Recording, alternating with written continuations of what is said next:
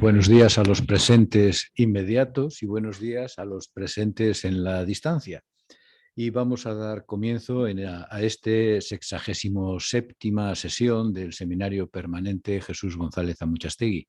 Y hoy tenemos como ponente invitado al profesor Jorge Urdanoz de la Universidad Pública de Navarra, y que viene a presentarnos una propuesta ambiciosa y una propuesta además que tiene detrás un largo recorrido, porque creo que no sería exagerado decir que has dedicado buena parte de tus esfuerzos intelectuales durante muchos años precisamente a este tema, y quizá ello es lo que explica que podamos llegar a esta conclusión.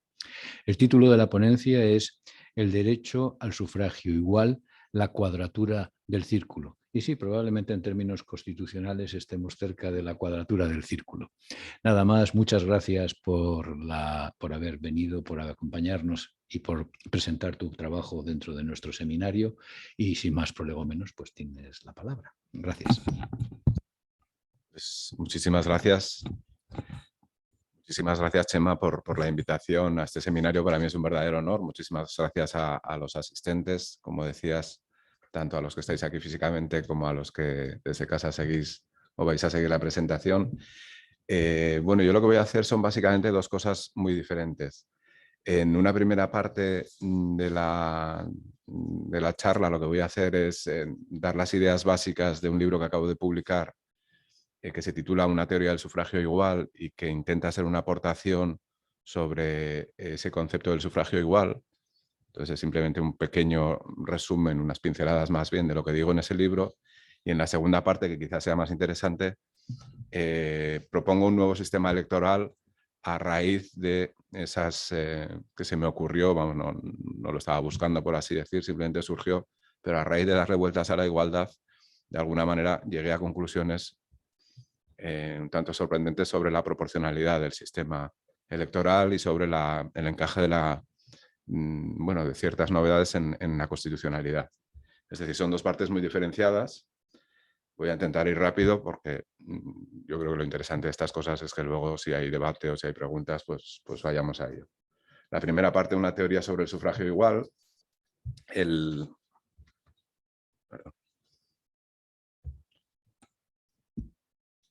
La idea del voto igual o del sufragio igual tiene una primacía normativa evidente. Todas las teorías de la democracia, absolutamente todas, las reconocen, y de hecho prácticamente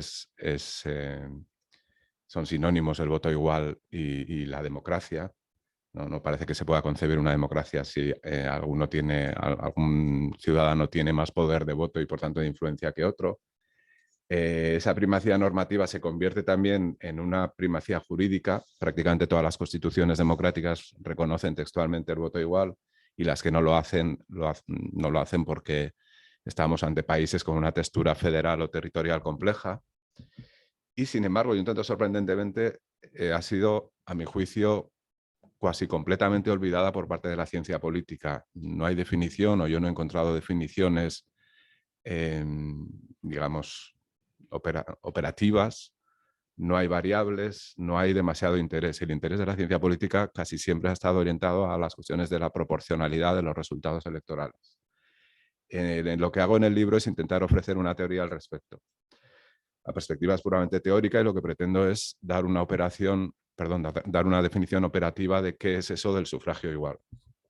El libro se titula Una teoría del sufragio igual, no la teoría del sufragio igual. Yo lo que pretendo es abrir un debate y aportar, el inicio de un diálogo. Distingo una persona que tiene concedido el derecho a voto, un ciudadano español, por ejemplo, que al cumplir 18 años se le deja votar. Tenemos que distinguir en ese voto que se le concede dos aspectos. Uno es el mero hecho de que se le deja votar, se le permite acceder a la votación. Eso lo podríamos denominar voto de acceso. Y otro es que ese voto que se le ha concedido puede o puede que no, tiene una determinada influencia que puede o puede no ser mayor que las de otros votos. Yo creo que lo explico mejor aquí. Después de la votación, es decir, primero se concede el voto, que es primero acceder a la votación y luego una cierta influencia, se procede a la votación y entonces todos los votos que han sido concedidos, absolutamente todos, se convierten en votos emitidos.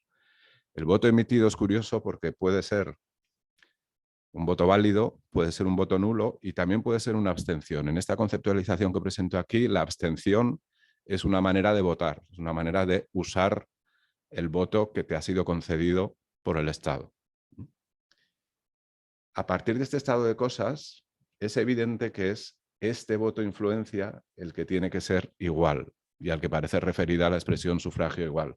El acceso es igual por definición. Todos los que tienen concedido el derecho a voto acceden al voto, pero puede que haya unos con una influencia mayor o menor. Entonces eso es lo que tenemos que aislar, ese concepto de influencia. Las definiciones que yo he encontrado de sufragio igual son todas enfáticas, abstractas, generalistas, no aterrizan, ¿no? Son sobre todo circulares, ¿no? Dicen, el sufragio igual es aquel sufragio que permite un poder igual a los ciudadanos. Es decir, ponen la igualdad tanto en lo que se define como en lo que se utiliza para definir. No dicen nada más que o simplemente enfatizan lo que ya sabíamos.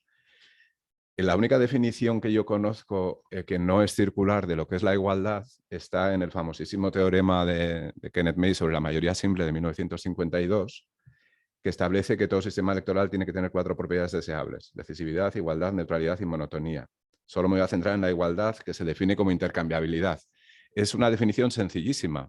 Simplemente el teorema establece que para que un sufragio sea igual, o para que todos los electores de un sistema electoral podamos decir que tienen un voto igual, la única condición es que cualesquiera 2 votantes puedan intercambiar su voto antes de la urna y no pase nada, y el resultado permanezca invariable. Si los votos son intercambiables, si cualquiera de los millones de electores de un sistema electoral puede intercambiar su voto con cualquiera de los otros millones, y esos intercambios pueden ser también entre miles y miles de personas, el sufragio es igual, porque lo que nos está diciendo, esto es un poco como el velo de la ignorancia de Rawls o la cinta que la justicia lleva, que le hace ser ciega, ¿no? En la imagen clásica. Da igual quién vota. Si tú puedes intercambiar tu voto, es evidente que tu identidad, quién seas, dónde hayas nacido, tu sexo, tu religión, cualquier característica personal, no influye. Lo único que influye es el voto. Y ese voto es igual y, por tanto, intercambiable. Esta es una definición, como he dicho, que no es circular, de tal manera que ahora podemos ver que un sistema nos concede un voto con una influencia igual, sí y... Caramba. Sí, bueno, yo creo que se ha solucionado. Bien, os estaba contando que sí y solo sí podemos intercambiar todos los votos emitidos posibles, entonces podremos establecer que el sistema electoral es igualitario o concede la misma influencia a todos los electores. Cuando hablo de intercambiar el voto emitido, también podemos intercambiar la abstención. Es decir, si tú te ibas a abstener y yo iba a votar, yo que sé, a Podemos, yo me abstengo y tú votas a Podemos y el resultado no puede variar. Esta es una definición muy sencilla, muy intuitiva y muy operativa de lo que es el sufragio igual. Como hemos dicho, el acceso por definición es igual y la influencia es la que puede ser mayor o menor. Un ejemplo muy sencillo es el del Tribunal Constitucional. En el Tribunal Constitucional los 12 vocales votan, tienen el mismo voto acceso, ninguno accede a la votación de una manera más importante o algo así que otro, pero el presidente tiene un voto de influencia mayor, porque claro, tiene un voto de calidad. En caso de empate, el presidente desempata. Entonces todos acceden a esa votación, son las 12 únicas personas de los miles de millones de habitantes del planeta que pueden acceder a esa votación del tribunal. El acceso es igual, es el mismo siempre, pero no tienen el mismo voto de influencia, no se podrían intercambiar en ciertos casos el voto. Claro, la cuestión entonces es, ¿qué variables hacen que la influencia sea mayor o menor? Yo he aislado hasta 4, que se subdividen en 2, la fuerza y la vulnerabilidad. Los voy a ir desgranando a continuación. Y dentro de la fuerza distingo 3 fuerzas diferentes, 3 modalidades distintas. La fuerza de un voto es una noción muy evidente, simplemente recoge el hecho de cuántos votos hacen falta para conseguir un escaño. Cuantas menos personas sean necesarias para tener un escaño, es evidente que esas personas tienen una fuerza de voto mayor. Y aquí distingo tres tipos de fuerza. Hasta ahora, y hasta donde yo sé, la ciencia política solo cuando habla de fuerza del voto, que es una noción muy evidente y que está a pie de calle, esto que decimos que en Soria, como hay menos habitantes y solo eligen 3 escaños y lo comparamos con Madrid, pues resulta que están sobrerepresentados. Este tipo de cosas es lo que aquí llamo fuerza, que es una idea muy intuitiva, ¿no? La cantidad de 1000 escaños en el voto de influencia de cada elector, es decir, dependiendo de la población. En el reparto actual, en el caso de España, tenemos que por las provincias eligen esta cantidad de escaños y bueno, si hacemos la división correspondiente, pues encontramos, si tomamos en cuenta la población, bueno, aquí irían todas las provincias de España, pero solo pongo las más sobrerepresentadas, las que tienen más poder de voto, más fuerza, y las que menos, me faltarían todas las del medio, en fin, porque no caben. La más sobrerepresentada, los ciudadanos que tienen más poder de voto, si tenemos en cuenta la población, son los sorianos. Y los que menos poder de voto tenéis, sois los madrileños. Si en vez de la población tenemos en cuenta a los electores, que yo creo que es la variable que hay que tener en cuenta porque estamos hablando del voto de los electores, lo que estamos midiendo es la capacidad de influencia que el Estado da al elector. Si en una provincia hay más o menos población con respecto a otra, eso es indiferente. Si hay más niños o más gente que no puede votar, inmigrantes, etc. Lo que estamos midiendo es la fuerza del elector. Si cambiamos a esta medición, lo que yo llamo fuerza A, los más sobrerepresentados ahora o los que tienen una fuerza mayor, una influencia mayor son los turolenses y los que menos, un tanto sorprendentemente, son los asturianos. Bien, esa fuerza, ya os digo que es muy evidente y que la ciencia política la conoce de sobra. Hay otro tipo de fuerza en la que nos podemos detener, que es la que la fórmula electoral imprime a cada voto. Aquí las posibilidades se bifurcan y nos podemos encontrar con posibilidades un poco caóticas. Vamos a suponer que tenemos aquí un sistema electoral con estas circunscripciones, profesores, camareros, taxistas, bibliotecarios, que eligen, son 1000 profesores, eligen un escaño, 2000 camareros eligen 2, 3000 taxistas eligen 3 escaños, de tal manera que la fuerza A es exacta, ¿no? Aquí no hay diferencias, todos tienen un miliescaño concedido, un miliescaño es la manera de medir esta fuerza, un miliescaño concedido en su voto, y por tanto, de acuerdo a la fuerza A, no habría ninguna diferencia. Ahora bien, si cada uno utiliza una fórmula electoral distinta, es evidente que son tratados de un modo desigual. No digo mejor o peor, pues es un debate complejísimo, pero es evidente que no les estamos tratando igual. Claro, si nos vamos a este tipo de sistemas que incluyen en su interior diferentes fórmulas, la complejidad clasificatoria se nos dispara. Entonces, esa posibilidad, digamos que desde un punto de vista analítico la rechazo, o sea, no la voy a estudiar y voy a estudiar solo los sistemas que tienen todos la misma fórmula, como por ejemplo España, que para todos los ciudadanos la fórmula es DONT.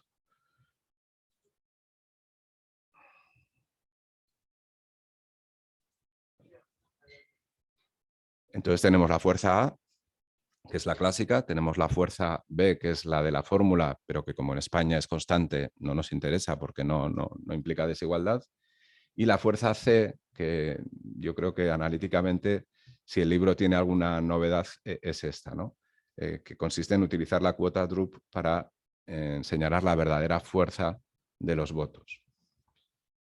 La cuota Drup es el cálculo que nos indica el número de votos exacto que garantiza sí o sí, bajo cualquier circunstancia, un escaño a un número dado de electores. Si somos profesores, somos 1000 y elegimos un escaño, lo que se suele llamar mayoría simple, es evidente que 501 profesores, pase lo que pase, hagan lo que hagan los otros 499 profesores, con 501 electores, tú ya tienes el escaño garantizado. Ese mismo cálculo varía de acuerdo al número de escaños. Por ejemplo, con 2 escaños, 2000 electores, sería 2000 entre 3.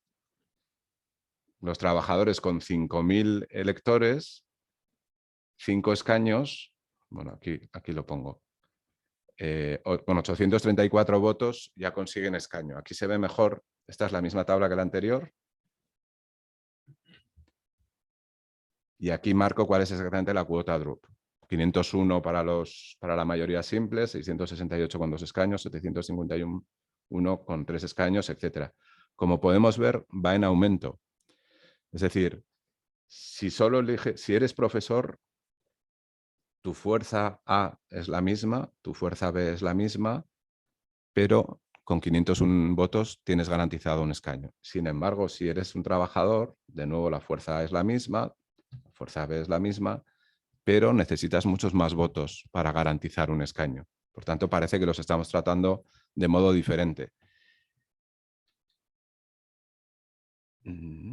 Esto es, ahora sí, esta tabla, aquí calculo con votos, y esta que calculo los mini escaños concedidos a cada voto individual, son la misma tabla, pero vista desde otro punto de vista. Es decir, tú puedes calcular cuántos votos, cuántas personas necesitas para tener un escaño, o puedes darle la vuelta y decir cuántos mil escaños tiene el voto de cada persona, de tal manera que si esos votos se unen, formen un escaño, ¿no? Simplemente dividir al revés. Pero claro, esta es una medida subjetiva del poder de voto que nos está dando el Estado.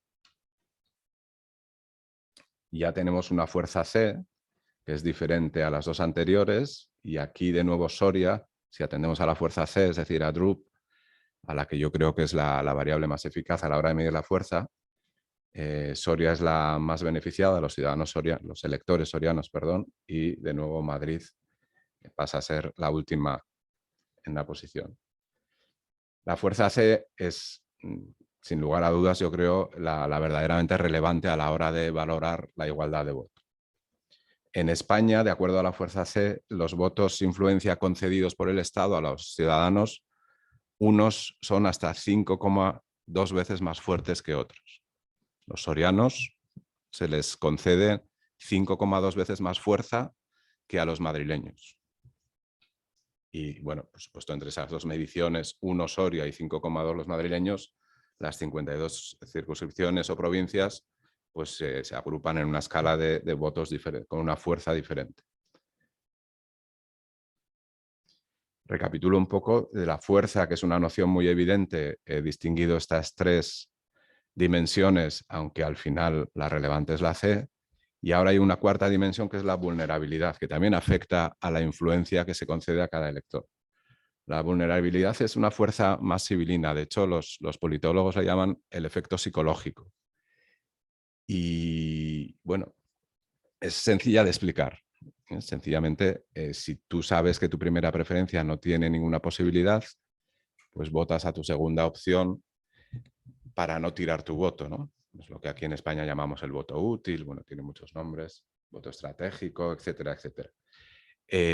Con independencia de la decisión que tome cada uno, lo cierto es que a un votante en cuya circunscripción se elige solo un escaño, ese voto que se le da, es decir, se le da un voto en un sistema electoral en el que se elige un escaño. Ese voto es muy vulnerable, es decir, ese votante tiene muchísimas papeletas para cambiar su voto. Cosa que no sucede con el voto que se otorga a un votante, por ejemplo, de Madrid, que eligen unos 33 escaños, 35, el voto es mucho menos vulnerable psicológicamente. Es decir, aunque tu opción sea la tercera o la cuarta, tú puedes seguir votándole con la tranquilidad psicológica que da saber que vas a ganar. Esta dimensión psicológica, de nuevo, es a priori, es decir, es algo que concede el Estado a unos y a otros en diferente intensidad, que implica una mayor o menor influencia, o por lo menos implica un trato claramente desigual, y que podemos medir simplemente calculando la probabilidad. De nuevo se calcula con la cuota Drup, pero pasada a porcentaje. La probabilidad de que la primera opción salga elegida. Entonces, con un escaño, aquí lo único relevante es el número de escaños. Con un escaño podemos asumir que hay un 50% de probabilidades de que tu opción no salga elegida. Con 2 son 33, con 3 son 25. De alguna manera este es el porcentaje que tú calculas que tu primera opción tiene que superar. Si tú vives en una circunscripción, tú eres un obrero, ¿no? Y elegís 5 personas para lo que sea. Bueno, pues haces un cálculo muy sencillo y dices 100 entre 5, 20, ¿no? Si yo consigo un 20%, si yo y mi alternativa tiene un 20% de votos, sí o sí ya consigo escaño. En realidad no es un 20, es un 16,7. Drup lo divide por uno más. Pero esto es una cuestión matemática que ahora no tenemos por qué entrar. Pero ese cálculo es evidente, ¿no? Y por tanto los obreros van a decir, con un 20% de los obreros, yo consigo, o sea, yo ya puedo votar por la opción que articula mi primera preferencia, que es mi preferida. Sin embargo, si eres profesor, ese cálculo lo tienes que elevar al 50%, o sea, para tener la seguridad tiene que ser un 50%. Lógicamente esto, conforme más escaños hay, menos es la presión psicológica, ¿no? Con 100 escaños sabes que un 1% te vale. Esa presión psicológica te la está concediendo el Estado, a unos más y a otros menos. Luego también es parte de, o también influye, o también es una dimensión de lo que denominamos la igualdad de voto, el voto igual.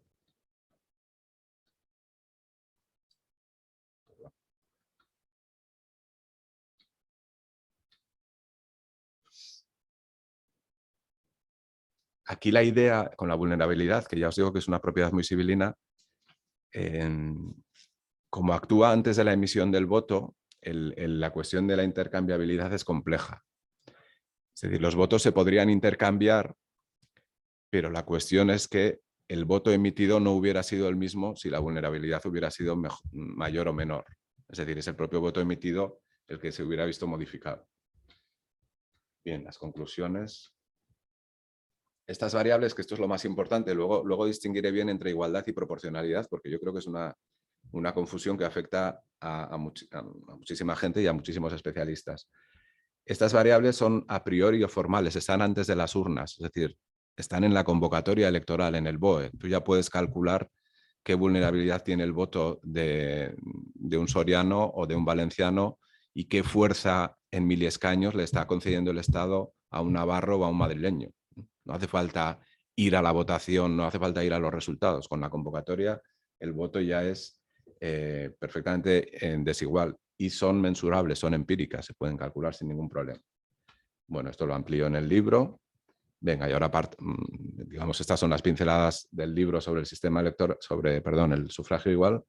Y ahora paso a describir también muy brevemente el sistema electoral que no está incluido en el libro, pero digamos que pensando en las cuestiones del libro, di con él o se me ocurrió y bueno, de alguna manera creo que es novedoso por lo siguiente. Porque hasta ahora solo hemos tenido 2 opciones en lo relativo al sistema electoral. O nos mantenemos dentro de la Constitución y dentro de la Constitución es imposible lograr el voto igual y es imposible lograr la proporcionalidad, por eso el sistema, bueno, pues ha recibido muchísimas críticas y la única opción de salir de ahí y solucionar esos defectos sería reformar la Constitución, pero claro, la reforma de la Constitución, como sabemos muy bien, pues es casi imposible, en fin, no hay voluntad política, las mayorías son ciertamente complicadas, etc. Esta es la situación en la que estábamos. Lo novedoso de mi sistema es que creo, eso es lo que quiero debatir, creo que acaba dentro de la Constitución del 78, sin modificar una coma, consigue voto igual y proporcionalidad. Y creo que eso hasta ahora no existía. De tal manera que solo haría falta modificar la ley orgánica, la ley electoral, y por tanto un 50% del Parlamento, y no las mayorías de bloqueo de la Constitución, ¿no? Este es el marco en el que nos tenemos que mover, que es lo que dice la Constitución con respecto al sistema electoral. Dice el sufragio ha de ser igual. Esto se vulnera espectacularmente a mi juicio. España es uno de los países más desigualitarios del mundo. En el año 2000, en un estudio que se hizo de 80 democracias, éramos la 16 en la cola. En 2001, de 180 países que incluían regímenes semiautoritarios, habíamos descendido, por así decir, éramos el 12 en la cola y desde entonces muchos de esos países que estaban en nuestro vagón, en el vagón de cola, han mejorado su sistema electoral. Entonces es probable que tengamos uno de los 5 sistemas más desigualitarios del mundo, aunque sorprendentemente la Constitución dice que el sufragio ha de ser igual. Pero bueno, también dice que la circunscripción ha de ser la provincia, que Ceuta y Melilla han de elegir un diputado, que cada circunscripción tiene que tener una representación mínima y que en todo ello se ha de atender a criterios de representación proporcional. Desde siempre, muchos hemos visto, y yo he insistido muchísimo en esto, una incompatibilidad, una contradicción aquí en la Constitución. Es decir, establece unos derechos, entre ellos el derecho al sufragio igual, y luego instituye un sistema electoral concreto que paradójicamente hace imposible el sufragio igual. A mi juicio, esto es una contradicción evidente.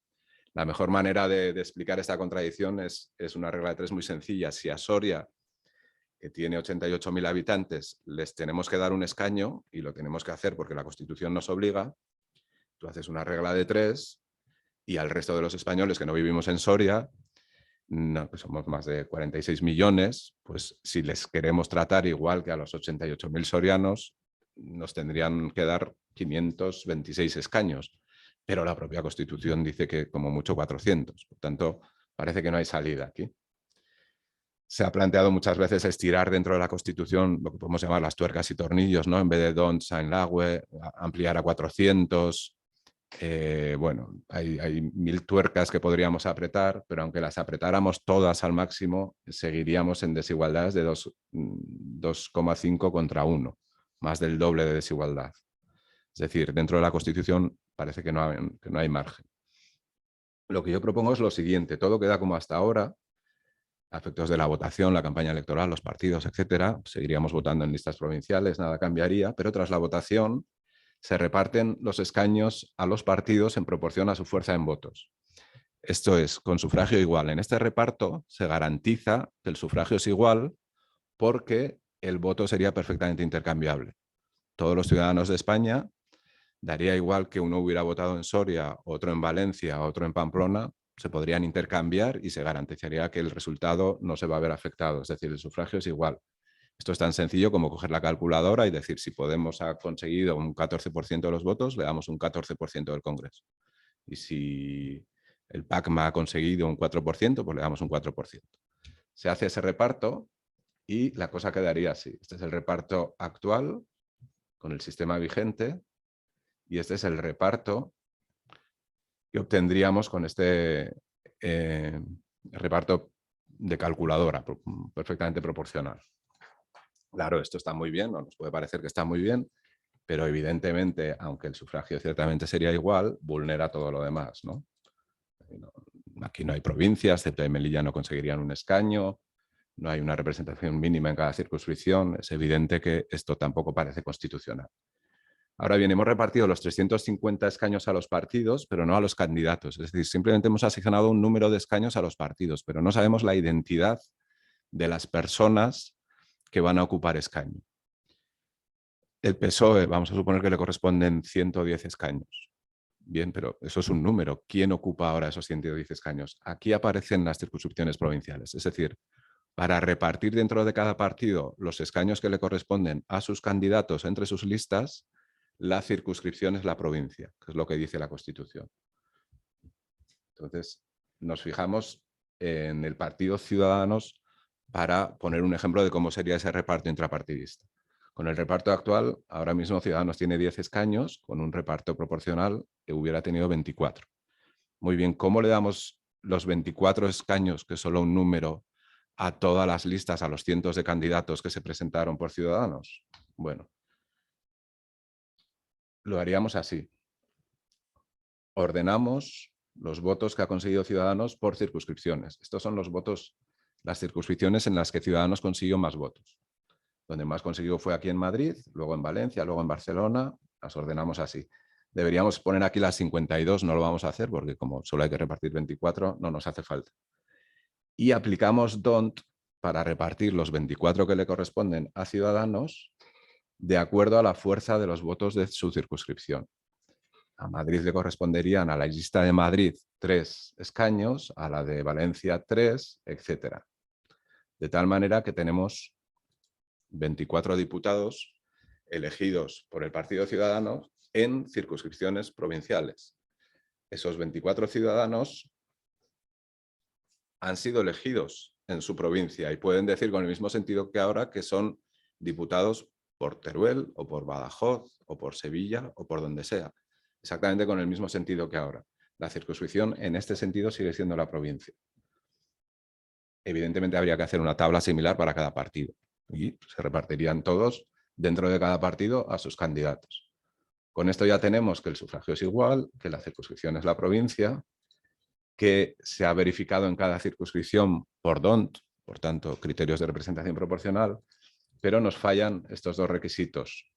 Ceuta y Melilla y las provincias pequeñas se habrían quedado sin representación casi con seguridad. ¿Por qué?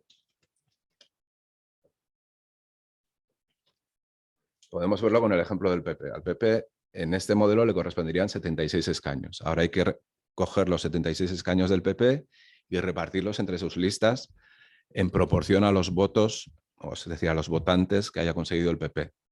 Claro, tú tienes 76 escaños para repartir entre todas las listas de España y lo tienes que hacer proporcionalmente.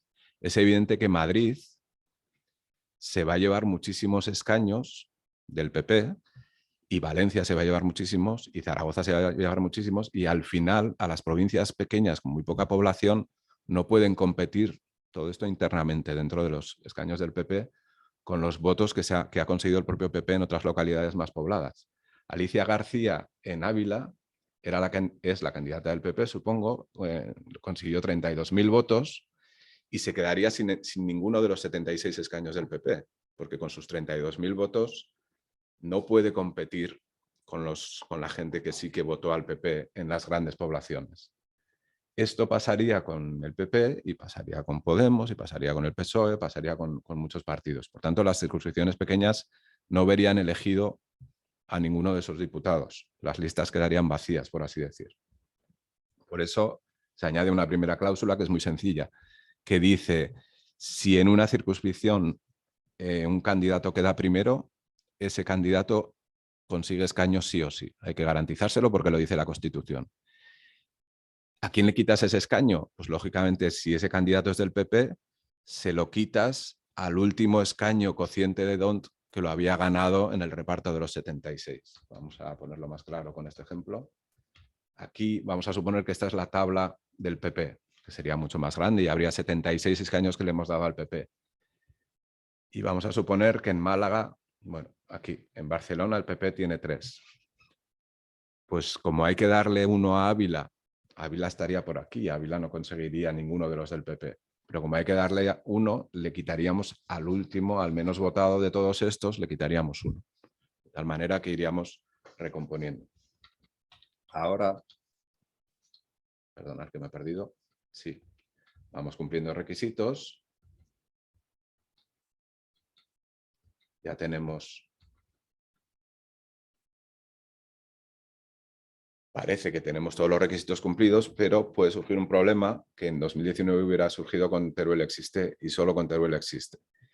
Y es que, claro, a Teruel Existe con 20.000 votos, según esta primera cláusula, le hubiéramos tenido que dar un escaño, porque quedó primero en una provincia. Pero claro, ahora tenemos el problema contrario. Si a Teruel Existe con 20.000 votos le damos un escaño, estamos rompiendo el voto igual. No podríamos intercambiar esos 20.000 votos de Teruel Existe con otros votos de otros ciudadanos, porque es evidente que 20.000 votos no tienen por qué representar un escaño, no llegan a la 350ª parte y no merecían escaño en el primer reparto.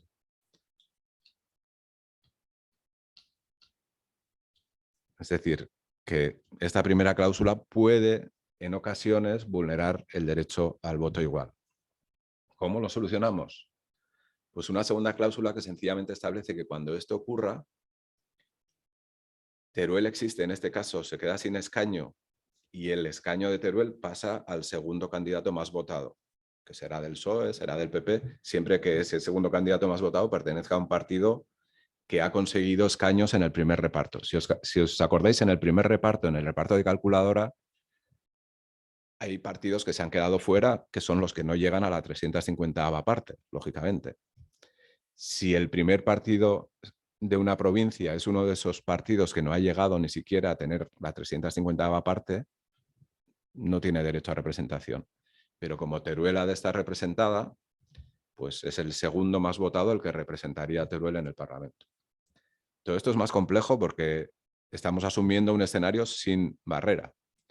Si ponemos una barrera, evidentemente esa 350ª parte se puede convertir en un 3%, en un 5%, pero en fin, desde un punto de vista teórico la barrera de momento no hace falta incluir.